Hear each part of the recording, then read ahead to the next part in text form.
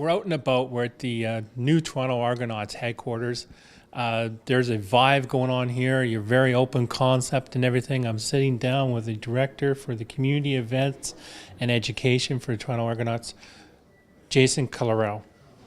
Thank you so much there, Jason, for your time. Good to be here. Good to be here. Thanks for having me. You want to quickly talk about this open concept that you have going on within this office? Well, it's amazing. I mean, it's so great for us. I mean, I like it. I like it being in an open concept. It's so amazing because you get to collaborate, and for us when our president Michael Copeland and our vice president Sarah Moore brought us here and showed us what the new look is. It was phenomenal. It was phenomenal. Well, just looking out this window right here, I feel like I'm back at English Bay in Vancouver, and you're looking at the sailboat right now, just going over the water. You know, it's almost like on Friday afternoon, you don't have a game going on that weekend, it's a bye weekend. You can look outside, you can take a look at the water and going, okay, now I can be fishing right after I'm done work. Well, yeah, I guess so. During the season, I think there's a little less fishing that we do. So, a little less fishing and more planning. You've been involved with the Argos since 1985. I know you first started out as a ball boy, locker room attendant, and then over the years, like 31, we're going on 32 years right now. So you've gone through the different rank structure to get to the level you're at. You take a look at the Argos right now, you know, compared to prior to the new ownership. How much further you feel that you're on right now, the road to success? Leaps and bounds. The organization's come leaps and bounds since we have new ownership, new leadership. We still have a long way to go, but the atmosphere and everything, there's a buzz about the Argos again. You know, the Argos were a staple in this city years ago, and we're slowly getting to that point again, and I'm excited. Probably the most excited I've ever been going into a season this year, knowing that we have a beginning. It's a new beginning, so it's an amazing thing for the Argonauts. You're in BMO Field right now. You have the Grey Cup coming up right now. You know, the future looks amazing. And you take a look at the past of the Argos, and at the same time, you take a look at some of the alumni players, you know, like Chuck Winters, Michael Pinball Clemens. One we were just talking about, Charles Camilleri. Yep.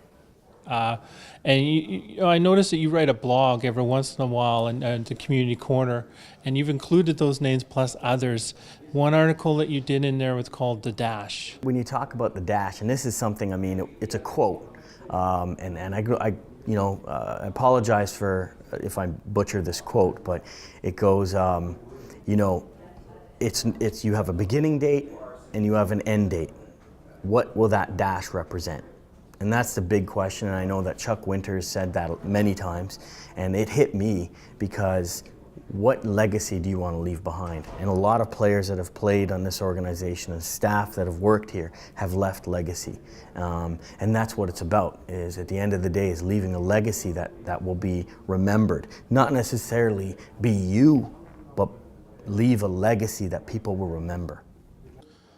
You've actually founded the Huddle Up, you know, the anti-bully program, viewed by almost 500,000 students so far. You've given out awards and everything. You've gone into the school system, so you know you've left an amazing legacy yourself within the Toronto Argonauts. I'd like you to talk a little bit about the importance of that program and how it's helped out improve the community. Let me start by how it all came about, and it really stems to my history of the club, with the club. Before I got a job with the Argonauts, I was in high school in grade 9, and I was bullied for my height and my weight on a football team.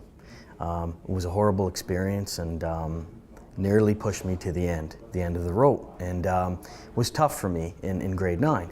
One person on that team stepped up when nobody else would, changed my mentality of the whole team atmosphere, changed everything about the way I looked at life and football, and then I liked football again. Well, you know, our football team was scrapped, didn't have enough money, we didn't have enough people interested, so I wanted football again. So what did I do? I made a phone call to the Toronto Argonauts out of the blue and said, I'd love to work with you guys, not thinking much would come of it.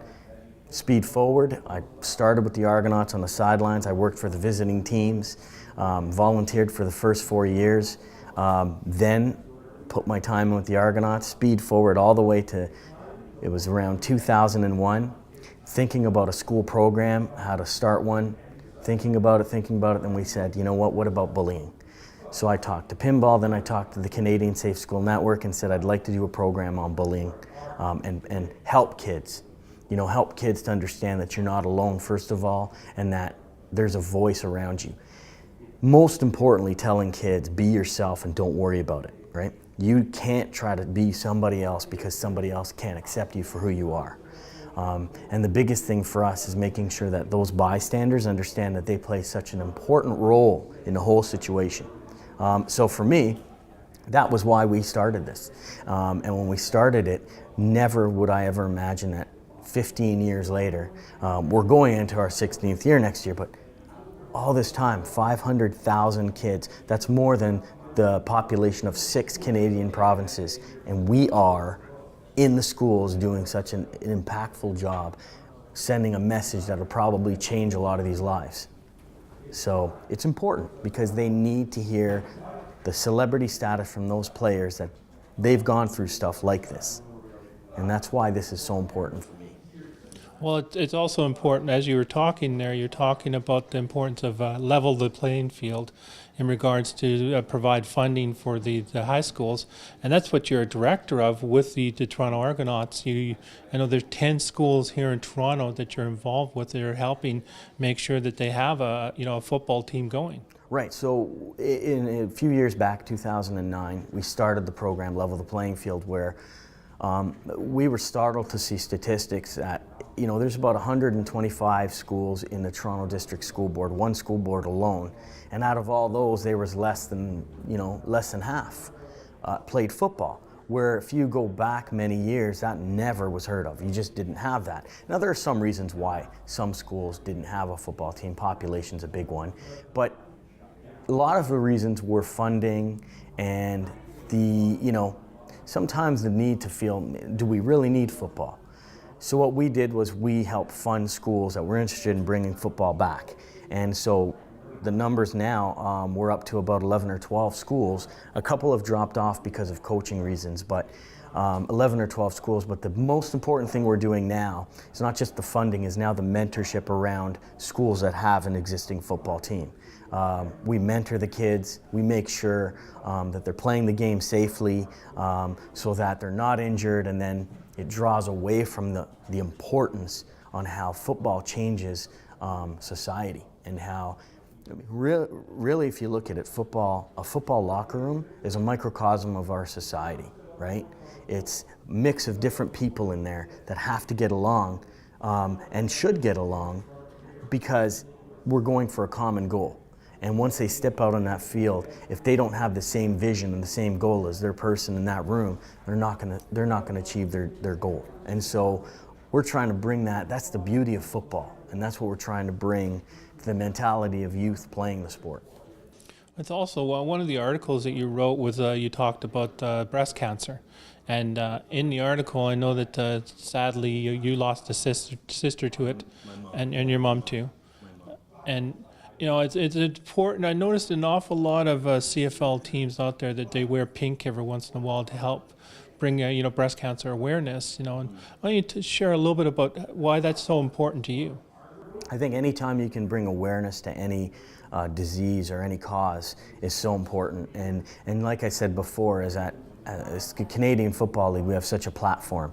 We are, realistically, Canadian Football League, it's CFL stands for Canadian Football League. I mean, it's like community football because these guys give back so much to the community and raise awareness for these important causes.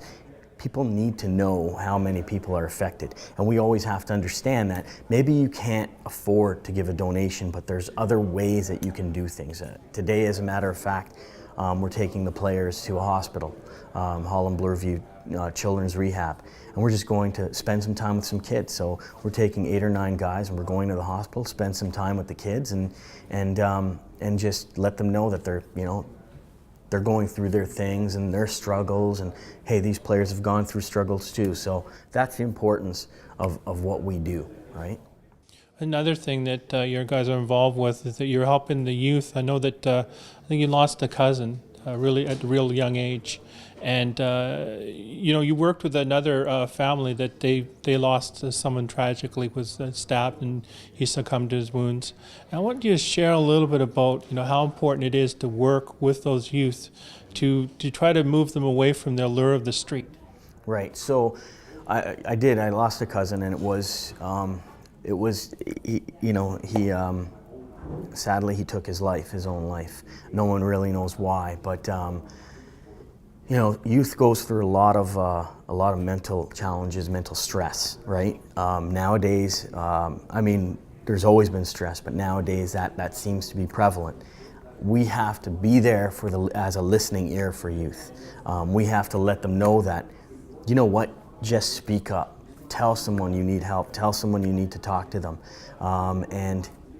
There's going to be people there. Like, if youth realizes that there's someone there to listen, they'll be more inclined to speak. And that's what we have to do, is allow them to have that feeling that they can speak up, that we can help them, right? And that's a big challenge, and that's a big challenge I think we face, is now letting kids know that we're there for them. We're not just letting it go in one ear and out the other and say, yeah, your problems, whatever. We're there to listen, we're there to help, and to help make sure that those kids out there going through those things have someone to talk to.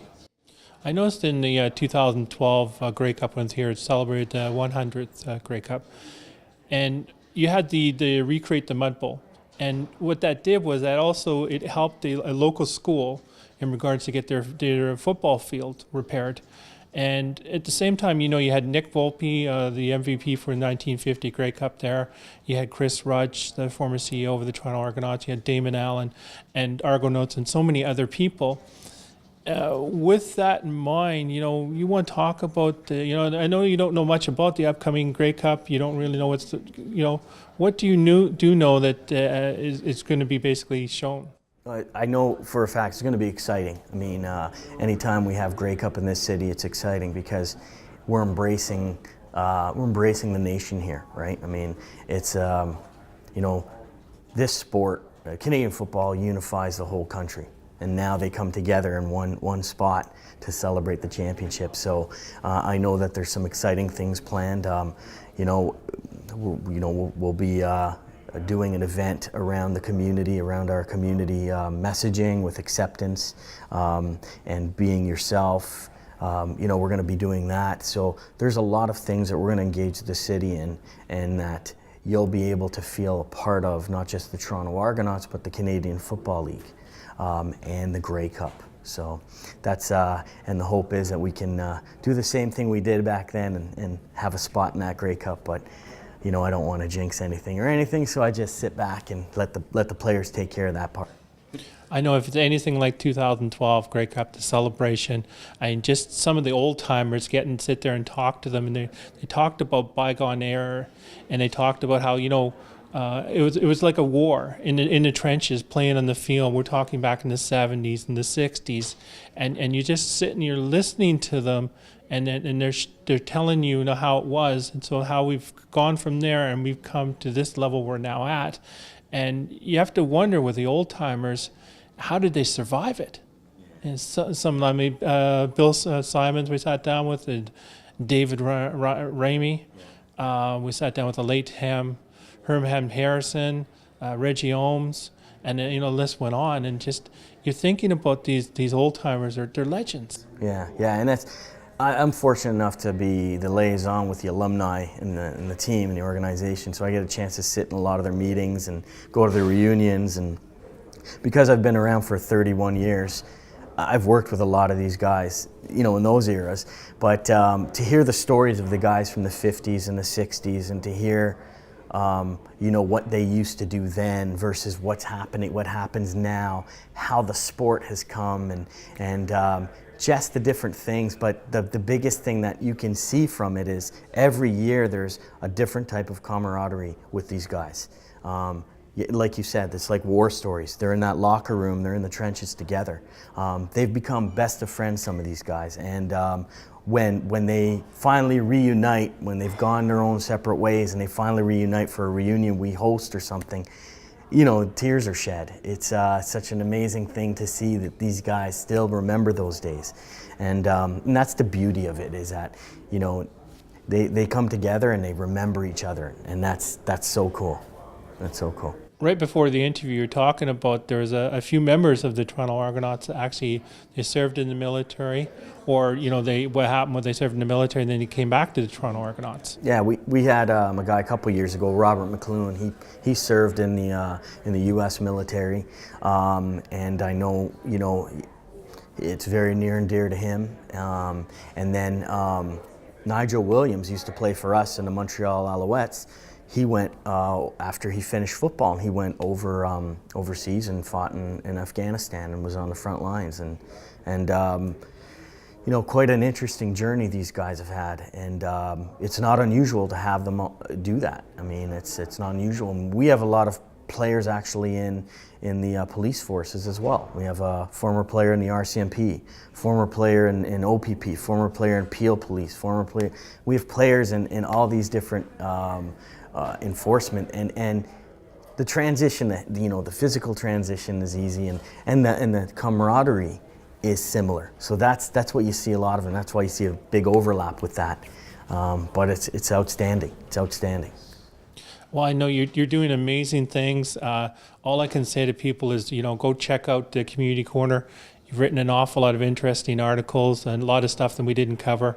And, you know, I feel after looking at the new website, you know, the Toronto Argonauts are going to be here for many years to come, you know, and thank you so much for your time. Thank you so much. That's the plan. We're here.